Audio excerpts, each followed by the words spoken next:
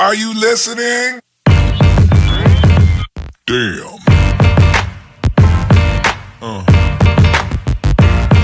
Yeah.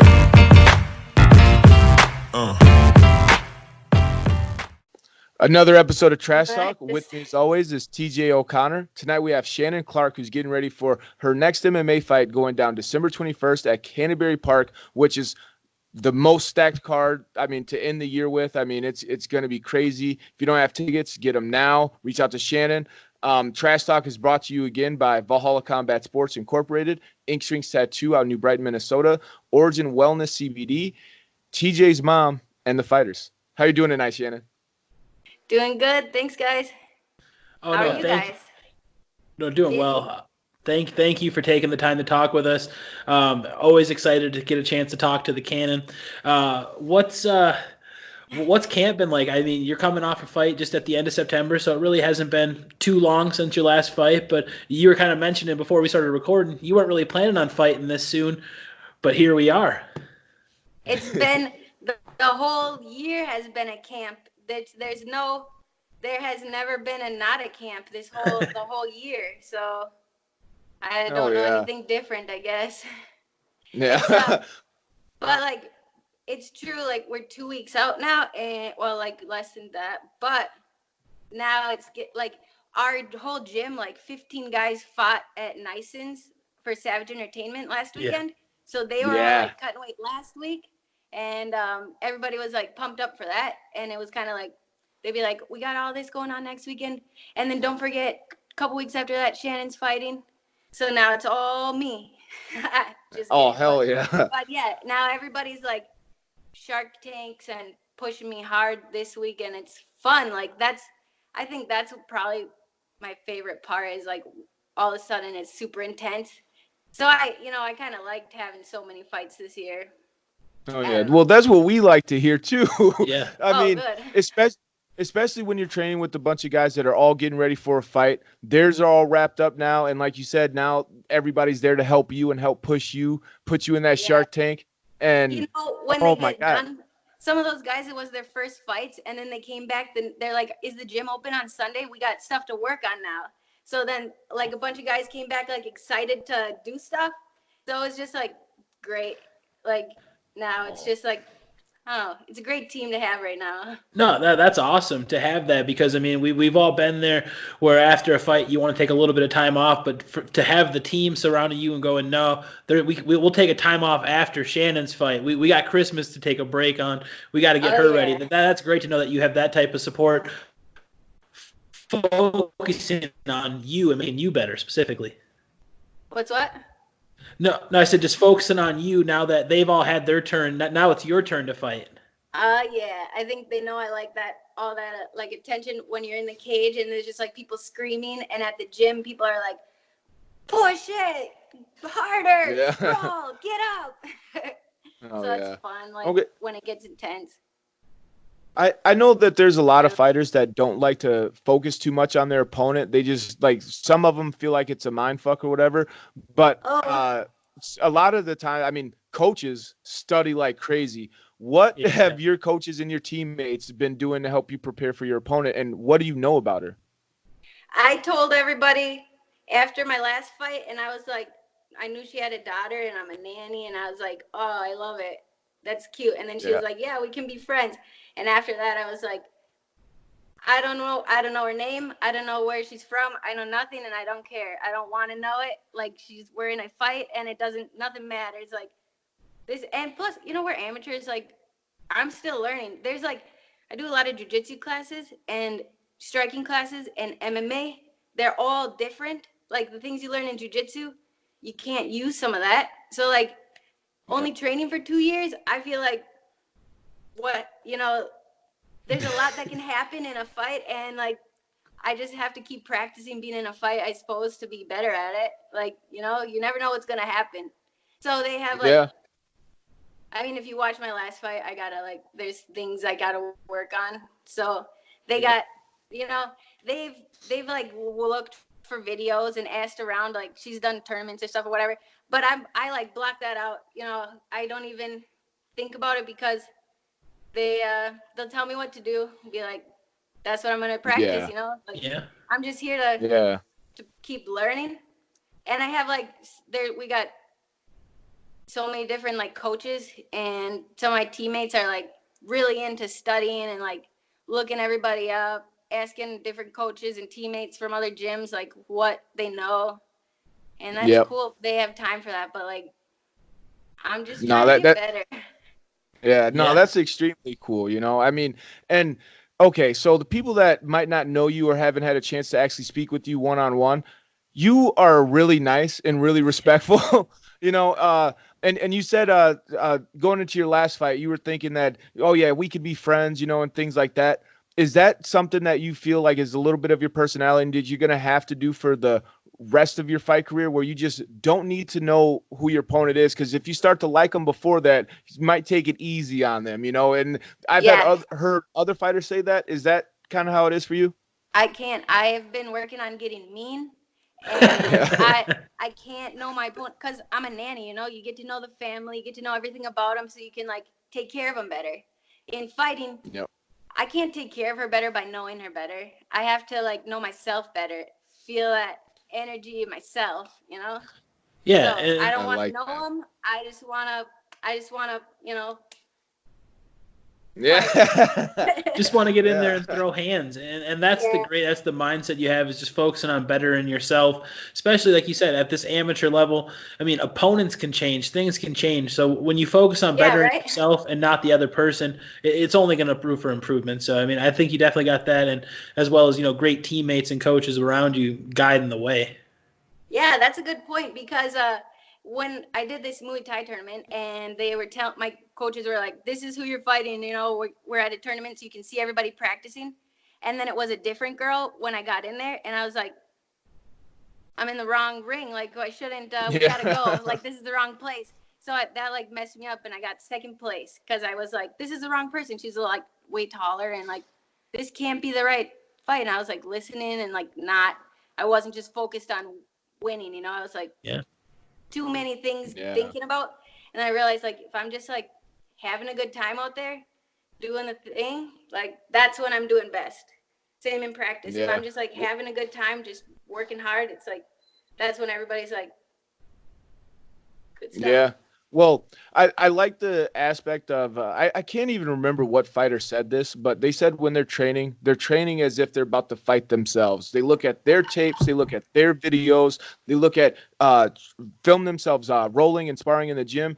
Everything that their training partner or opponent was able to exploit or able to capitalize on, they look at that and then they try to sew up that hole in their game. And once you're able to analyze yourself and find out all the holes that you have in your game and you sew up all those holes, what is your opponent actually going to be able to expose on you? And I feel like that's the mindset that you have, and I definitely feel like that's the right way to go.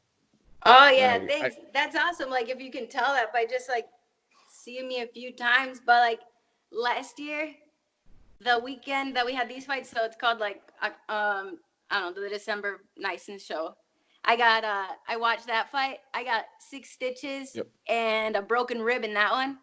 And then like Ooh. 2 years ago, I just started training 2 years ago, and this show that we're gonna fight at was Yep. the first time I saw live fights.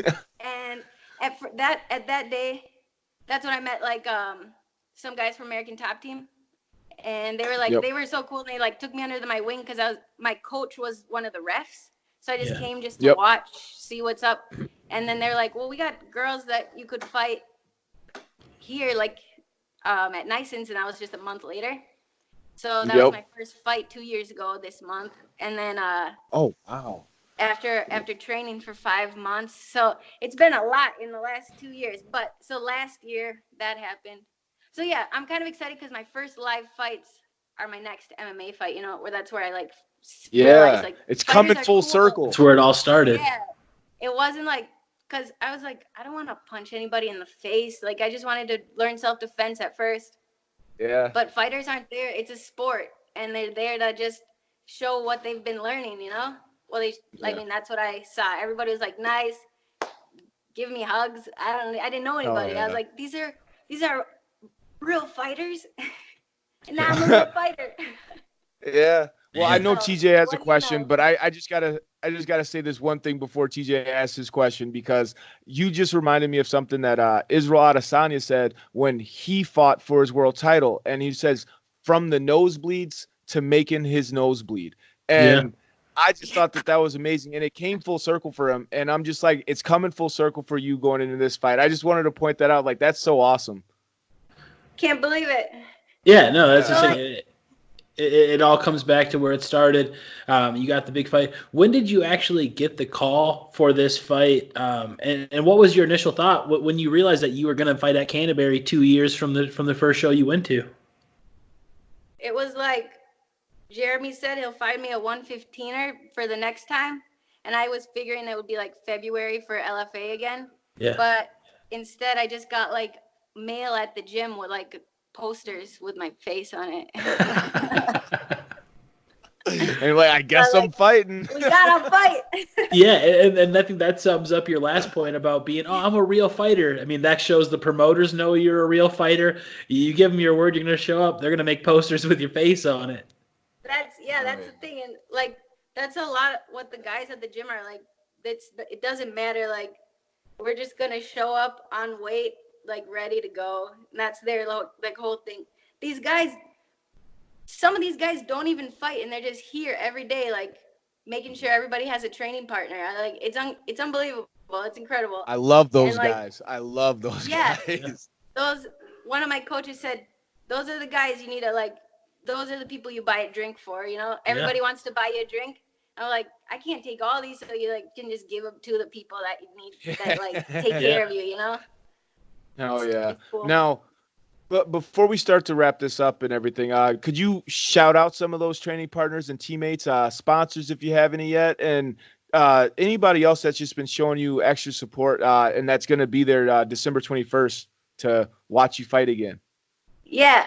Okay. So the people like Mike is here right now. He's been training with me this whole time. Like he's got an injury.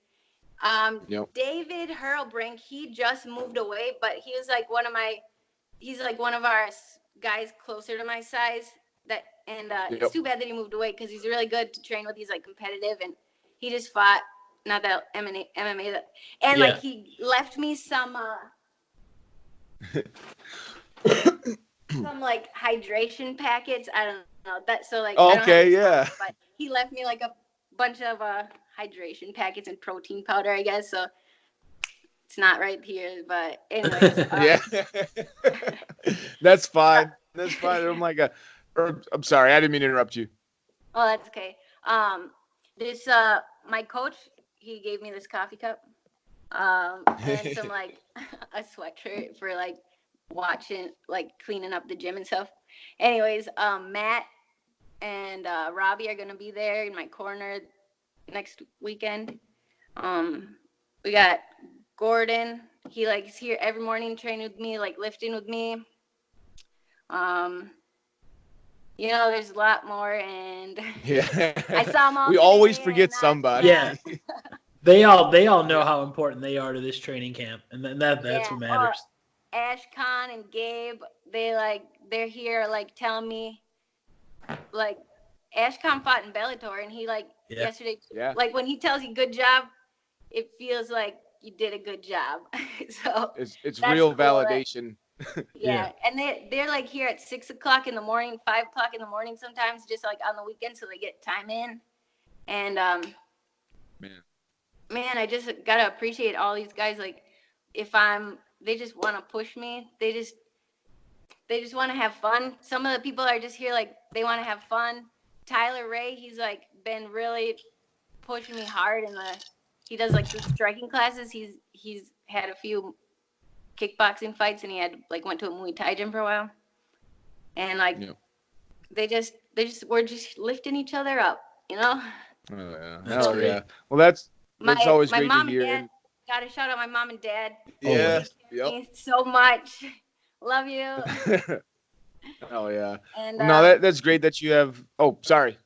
Nope, that's what I got. Okay. Yeah. Sorry. I was more this whole time I've been like not selling tickets. I haven't been mentioning it, or like, you got to shove it in people's faces and ask them for money. Yeah.